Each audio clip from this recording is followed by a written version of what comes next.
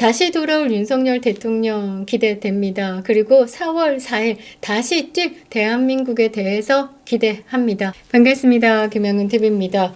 오늘 속보가 대단했죠. 그만큼 국민들이 바래왔던 뉴스다라고 보는데요. 탄핵 심판 선고가 4월 4일 오전 11시에 진행된다라고 합니다. 12월 14일 이 탄핵소추안이 국회를 통과한 지 111일 만이죠. 선고 장면은 말이죠. 생중계가 된다라고 합니다. 일반인 방청도 허용된다라고 하는데요. 많은 분들이 신청을 하실 것 같은데요. 정말 오랫동안 기다려온 것 같습니다. 2월 25일 마지막 변론이 끝나고 난 다음에 지금 38일 만에 선고가 이루어지는 겁니다. 일단은 윤석열 대통령에 대한 심판은 기각으로 기울었다라고 보고 있는데요. 지금 8명 중에 6명이 이 탄핵에 대해서 인용을 해야지만 윤석열 대통령은 파면이 되는 거고요.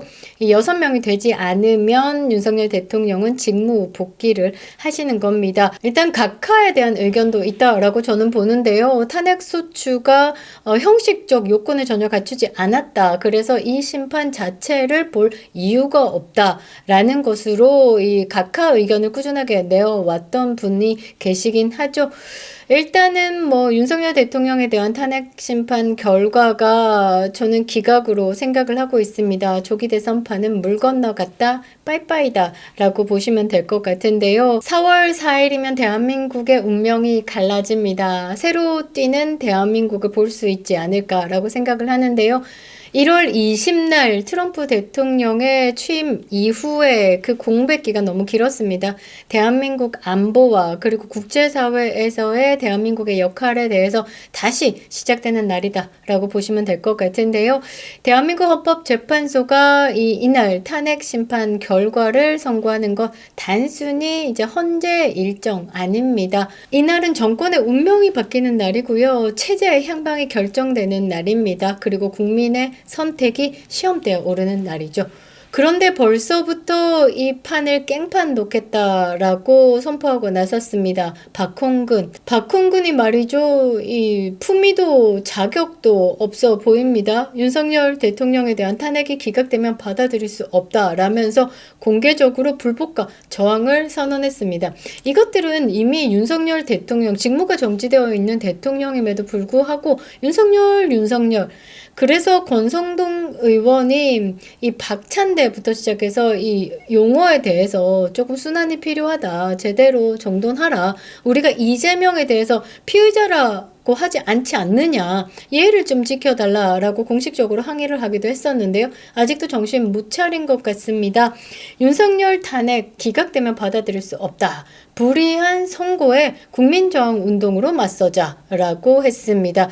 이 발언을 조금 생각해 봐야 되는 게 이제 정치적 수사를 넘어가지고 입법부가 사법부를 협박을 하고 있다라고도 해석되는 겁니다. 입법, 사법, 행정이 완벽히 분리가 되어서 서로 견제를 하는 기관이죠. 그게 삼권 분립입니다. 그런데 입법부, 국회가 행정부를 마비시키기 위해서 그러니까 윤석열 정부를 마비시키기 위해서 입법 그다음에 막 탄핵 남발을 했었죠. 이거를 넘어서서 이제 사법의 영역에까지 입법부가 권한을 넘어서 압박을 가하고 있는 겁니다. 이거는 대한민국의 삼권 분립 기본을 흔드는 반헌법적 시도다라는 거죠. 위헌 정당 해산 심판 청구의 요건이 딱딱딱 맞아떨어지고 있습니다. 이미 뭐 쌓고 있다라고 보시면 될 것 같은데요.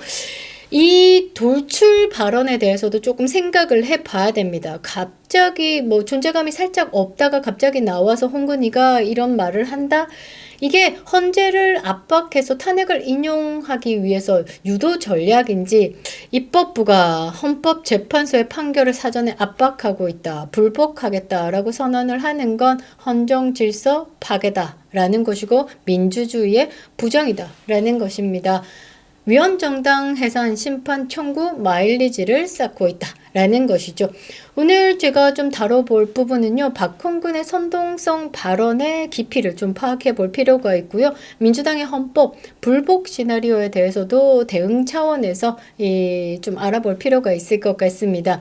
그리고 이 조기 대선판이 꺾인 이 판에 생각나는 사람 한동훈도 있죠. 한동훈도 살짝 건드려 볼 생각인데요. 조기 대선을 운운했던 자들의 민망한 결말이다 라고 보시면 될 것 같습니다. 일단 4월 4일 헌재 선고를 앞두고 그 헌재 내부의 분위기가 가장 좀 중요할 것 같은데요. 그 분위기를 읽지 못하는 민주당의 최후의 발악, 그 의미까지 볼 필요가 있을 것 같습니다. 팩폭 분석 시작하겠습니다. 구독과 좋아요 버튼 꼭 눌러주시고요. 끝까지 시청 부탁드리겠습니다. 아직도 김용윤 TV를 구독하지 않으신 분들은 구독과 알림 설정 부탁드리겠습니다. 큰 힘이 되고 있습니다. 자, 선동 발언으로 존재감을 회복하려는 전략을 펴고 있는 박홍근이 아닐까라고 생각을 하는데요. 민주당의 헌법 불복 시나리오, 참으로 뭐라고 해야 되나?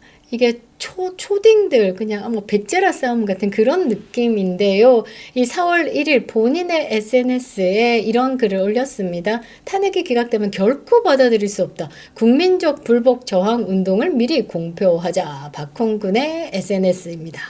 그러면서 불이한 판결이다라고 규정을 했는데요. 이 불이한 판결이다라는 건 그들의 생각이다라는 거죠. 국회의원인 저는 더더욱 승복할 수 없다라고도 썼습니다. 아니 국회의원인 저는 더더욱 아니 왜? 입법부에 몸을 담고 있으면 법의 흐름에 따라서 몸을 맡겨야 되는 거 아닙니까? 법이 아무리 개판 똥판이다라고 해도 법을 만드는 곳에서 법을 인정하지 않는다라고 하면 거기 있을 이유가 없죠. 뭔 헛소리 짓거리고 있는지 모르겠습니다. 예, 이게 입법부가요, 사법부 판결을 사전에 거부하겠다라는 건 사실상 정치적으로 협박하는 것이다라고 볼 수 있죠. 헌법상에 보장되어 있는 이 권력 분립에 대해서 이 원칙을 정면으로 무너뜨리는 폭거다라는 겁니다. 더 나아가서는요, 두 대행의 위헌 릴레이를 국민의 힘으로 멈춰 세우자는 말은 사실상 국민을 선동시키는 겁니다. 헌법기관의 기능을 마비시키자라는 발언이다라는 것이죠. 그냥 뭐라고 해야 되나? 품격을 갖추지 못했다라고 해야 되나? 물론 뭐 국회의원들이 본인의 뜻을 뭐 높이기 위해서, 피력하기 위해서 뭐 고성을 지르고, 그러나 그 논리를 벗어나서는 안 되는 거죠. 국민들께서 충분히 이해 가능한 상식선에서 움직여야 되는데 이거는 상식을 벗어난 짓거리를 하고 있으니까 이 국회가 해산해야 된다, 이 민주당은 없어져야 된다, 이런 말을 듣고 있는 겁니다. 국회의원으로서 조금의 뭐 기본적인 도덕성이라든지 기본적인 역량 자체가 한참 미달이다라고 볼 수밖에 없죠. 법을 해석하는 능력도 이렇다라는 겁니다. 안 되면 그냥 돌멩이 들고 던지고 선동하고 불지르고 이런 것만 보다 보니까 이 입법 활동도 이런 식으로 해석을 한다라는 거죠. 한동안 존재감이 사라졌던 박홍근이가 갑자기 전면에 등장을 해가지고 이렇게 하는 것도 주목할 대목입니다. 탄핵 심판이라는 이슈를 빌미로 강경한 메시지를 내놓는다라는 건 이재명 나가리 이후에도 이재명과 똘똘 뭉쳐가지고 나가리 되지는 않고 일단 민주당의 강경파 프레임에 진입하고 정치적인 생명을 조금 늘리고자 하는 그런 움직임이 아닐까라고 보는데요. 불이한 판결, 국민저항 운동, 승복 불가, 이런 전시 상황을 연상케 하는 극단적인 언어를 헌법 기관을 상대로 하고 있다라는 겁니다. 존재감 띄우기 전략 정도로 볼 수 있습니다. 워낙 존재감이 없다 보니까 이런 방법을 동원한다라는 것이죠. 일단 대한민국의 탄핵 심판 이후에 그 전후가 달라질 것 같은데요. 마지막 분수령입니다. 금요일입니다. 헌법재판소가 윤석열 대통령에 대한 탄핵 심판 선고, 직후에 문영배, 이미선 재판관은 퇴임 행사까지 예정되어 있다라는 게 사실상 상징적이다라는 거죠. 이 시점 이후에는 또 대통령 추천 몫인 2인이 기다리고 있다라는 겁니다. 이미선, 문형배가 문재인의 추천 몫으로 들어 앉아 있던 좌쪽에 두 표였거든요. 근데 이제는 윤석열 대통령의 직무 복귀 후에는 대통령의 임명으로 들어오는 보수 성향의 재판관 2인이 헌법재판관으로 자리 잡는다라면 구도가 완벽히 바뀐다라는 거죠. 따라서 4월 4일 헌재는 4대4 기각 또는 뭐 5대 3의 구도로 결정을 낼 수 있는 마지막 창구다라는 겁니다. 내부 분석에 따르면요, 지금 기각 가능성이 가장 높습니다. 각하를 멘트하시는 분도 있다라고 전해지지만 뭐 각하나 기각이나 같은 쪽이죠. 일단 직무 복귀 사인을 던지는 거니까요. 그리고 인용은 현실적으로 어려운 시나리오다라는 판단이 지배적입니다. 내부에서도 그렇게 이야기를 하고 있고요. 이미 문형배가 이 판결문을 읽잖아요. 헌법소장 대행이니까. 그러니까 문형배가 이 인용에 대해서 읽는 거는 자기 쪽 사람들이 박수를 치니까. 그런데 기각에 대한 이거 판결문을 읽는 것에 대해서 굉장히 조금 꺼려한다라고, 이게 늘어질 거다라고 생각을 했는데 4월 4일로 결정이 된 이유는 또 다른 이야기가 들리기도 합니다. 이 이재명이 2심의 무죄 판결이 이들 좌쪽 진영의 사람들도 큰 영향을 가졌다라는 거죠. 아니 그냥 약간 조금의 연으로 마누라 잘 있어 이런 술 친구 이런 연으로 이재명을 바라봤다가 아니 이게 내 영역 안에서 이게 빌런인 거예요. 아니 이재명 누가 봐도 이게 무죄일 수가 없는 판인데 저거를 무죄로 뒤집었어? 그러면 지금 대한민국 사법체계를 완벽히 무너뜨릴 수 있는 빌런인데 이거는 조금 아무리 친분이 있어도 니 마누라 뭐 하시노? 라고 해도 이건 안 되겠다라고 마음을 굳혔다라고 하더라고요. 그러니까 이게 너무 강해버리면 꺾인다라는 게 여기서 딱 맞지 않나 저는 생각을 합니다. 그래서 문영배랑 이미선이랑 임기 말까지 결정을 미루는 전략을 폈다가 더 이상 클 수 없는 뭐 환경도 조성이 됐지만 더 이상 여기에 휘둘리면 안 되겠다. 빨리 종지부를 찍고 나는 빤스런 이거를 선택한 것이다 라고 생각을 합니다. 민주당은 최후의 발악을 하고 있죠. 왜냐하면 조기 대선에 집착해왔던 이재명, 그러니까 살 길이 조기 대선밖에 없었어요. 그런데 이제 이 인용이 아니고 복귀를 하신다라고 하면 그 다음은 본인은 재판에 계속 나가야 되는 피의자인 거예요. 이제 이재명은 언제 깜빵을 가느냐 안 가느냐의 차이죠. 6월에 또 동호 아버지 그 동호 결혼식도 가야 되는데 그 전에 재판에서 강제 구인이라든지 아니면 뭐 법정 구속 피하려고 지금 또 다른 판을 짜야 되는 거다라고 봐야 되겠죠. 탄핵이 기각이 되면요, 민주당은 정치적으로 파산 상태에 빠질 수밖에 없습니다. 조기 대선을 외치던 자도 마찬가지고 헌재를 압박하던 초선 의원들도 그렇고 국민의 이름을 빌려서 저항을 선동했던 박홍근 그리고 김어준이 라인들도 마찬가지입니다. 일단은 이들이 마주해야 되는 현실은 말이죠. 선동을 앞세운 자들이 어떤 결말을 맞는가에 대한 냉혹한 심판이다라는 거죠. 그러니까 이 민주당이 사실 윤석열 대통령 직무 복귀를 하면 다 파산하는 마당이기 때문에 윤석열 대통령 복귀만큼은 막고 싶었다라는 거죠. 이재명 같은 경우는 사실상 정치적 사망 선고가 내려진 겁니다. 탄핵 인용 이코르 조기 대선은 정권 재창출, 이재명은 깜빵각 모두 사하노라.